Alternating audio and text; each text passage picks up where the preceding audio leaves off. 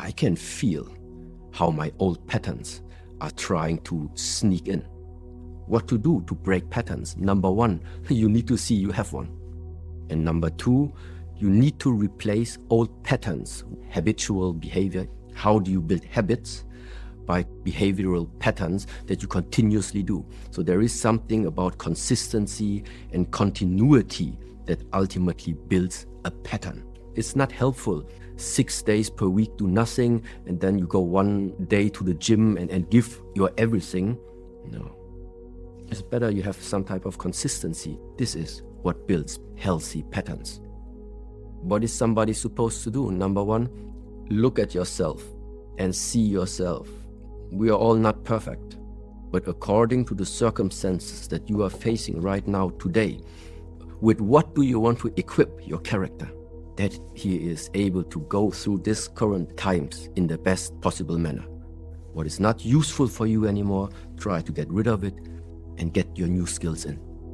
Your brain doesn't repeat bad habits, it repeats efficient ones. Every time you did it, it became faster, easier, more automatic. That's why bad habits feel effortless and new ones feel exhausting. Most people try to change everything in one day, then stop and wonder why nothing changed. You don't remove a pattern, you replace it, not with something big, with something almost too small to be proud of, but small enough to actually repeat again and again until your brain starts choosing it without being told.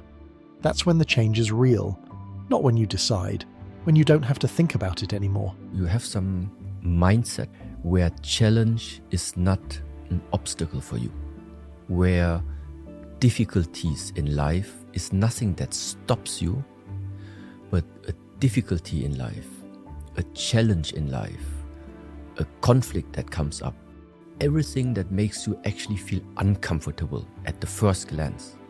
It's nothing that is depressing you because it is so heartbreaking, because it goes so deep. It carries the potential for the highest transformation. This type of change of perspective, if the circumstances right now are like this, and with the mindset which is in your hands, you can still transform it somehow. The highest transformation can happen. In the Buddhist teachings, number one sentence is, with our thoughts we create the world. The circumstances are not going to change. What happened to you is not going to change. But dependent on how you are tuning your thoughts, something about it is going to change.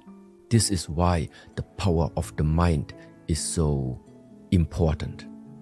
Outside there, the wars, everything is not going to change because it's not dependent on what you want. You can only determine what is going to be the consequence of what comes to you. How will you transform it? Will you let it stuck inside of you and it slowly eats you up from the inside? Or do you make something different about it? And this is based on the thoughts, on the mental redirectioning of yourself. Most people think change happens by avoiding difficulty, but what actually rewires your brain is how you interpret it. If every challenge feels like resistance, your mind learns to avoid it. But if you start seeing discomfort as progress, the same experience builds a completely different pattern. That's the shift. The event doesn't change. What changes is what your brain learns from it. The mind is something very intelligent. It is something very, very powerful. Because it is so powerful, it can make you suffer a lot, or can make you flourish also a lot. So we can create something with the mind, or we can destroy something with the mind. We can use the mind to really use it and benefit our well-being, but we can also use the mind to destroy our well-being. So the question is, how do you use the mind in the proper way? This is like one question. And how now to make better use of the mind or better use of the presence? This is the point where now it comes to all different types of practices that are existing in this world, like focus on the breath, do your internal work, focus on the movement, focus on the sound, everything that brings you into the presence. This one doesn't happen in the past. There's nothing more real, there's nothing more direct, nothing more present than something like this. To remind yourself also again, to identify, okay, I'm drifting off right now, come back. When I inhale and I feel this stream of air that goes in. In the moment where your mind is locked on the breath, this can only happen in the present. You cannot feel the breath of the past. There is no inhalation of the future. It doesn't matter eventually what is it that you are, let's say, locking your mind on, as long as it is something that happens in the present. And this is where all these exercises are coming in. Your mind is powerful. It can build your life or work against it. Most of the time, it runs automatically, repeating what it already learned. That's why old patterns outlast good intentions. Attention is what changes this.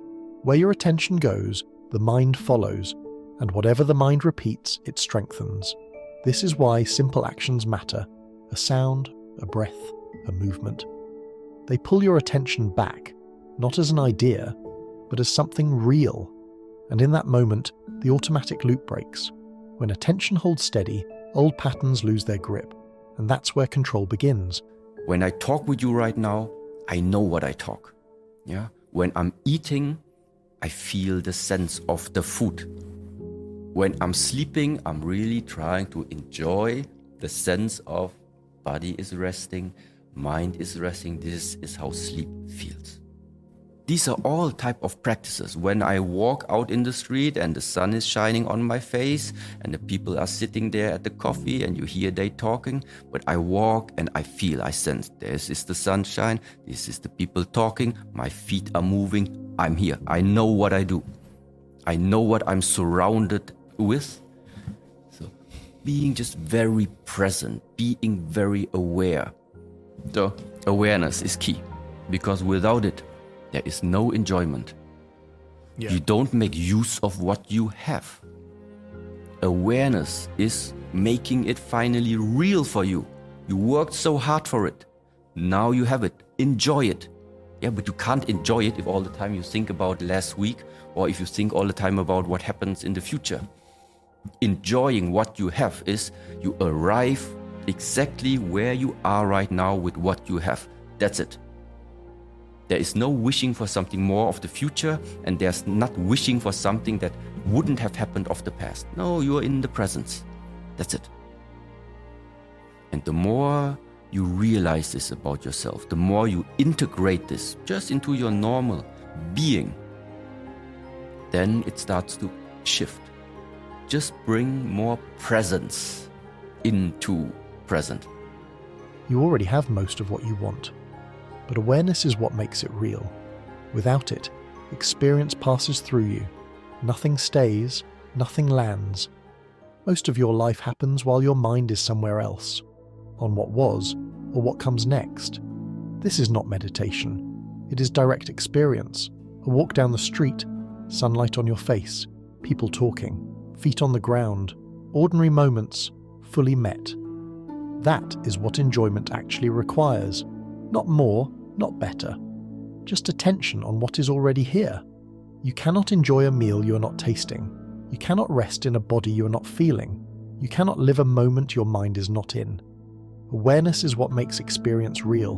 Without it, even what you worked for goes unnoticed. The past and the future are not the problem, but a mind that stays there misses the only place life exists. Presence is not something you switch on. It is something you build through small, repeated returns. And the more you return, the more it becomes natural. And the more it becomes natural, the more your life becomes available to you. What is it that allows you to take a step back, to see actually what is happening to you? See what type of hindrance, what is blocking you. In order to see what is happening to you, you need to be able to step out from your emotional body and step out from your pain body. And then, with a clear view, you can tell, okay, I was a little bit like carried away in the moment. You start to see actually what happened to you. How were the interactions? You have to develop a type of calmness in order to step out from your emotional and pain body. Most people lose control in small, ordinary moments. A tone of voice, a reaction, a feeling that quietly takes over. By the time you notice, you are already inside it. What changes this is not time, it is position. You step out of the emotional body, you step out of the pain body. When you are inside the emotion, there is no separation between what you feel and what you think is true. The moment you create distance, the situation becomes visible as it is. You stop reacting from within, you start observing, and in that space, what you do next is no longer automatic. Anger or frustration, how do you go beyond it personally? I breathe in deeply and I breathe out. I am very aware that I have it right now, and I combine my breath, meaning something is getting out of me, together with my deep intention and with my deep connection of the mind together with the breath. First of all, they don't know better. If they would have more information available, they would maybe see me differently. This is what I do. It's like a valve. Before you start imploding, before the pressure builds up, get rid of that steam, get rid of that air out. Combine the breath with an intention. Work with intention more consciously. A mantra can be helpful. In such moments, you have something you always tell to yourself, continuously repeat. If you merge together the thought, they don't know better. Together with the cultivation of a heart quality of compassion inside of you, has a very powerful impact. Reactions do not begin at full intensity. They build first, as tension in the body and momentum in the mind. That early stage is the only moment where interruption remains possible. Master She Hengyi uses a deliberate breath to vent the internal pressure, reducing the build-up while it's still forming. This creates a brief gap in what would otherwise proceed unchecked, one that allows for a shift in interpretation. They don't know better. The other person's behaviour is seen not as deliberate intent, but as the result of limited awareness.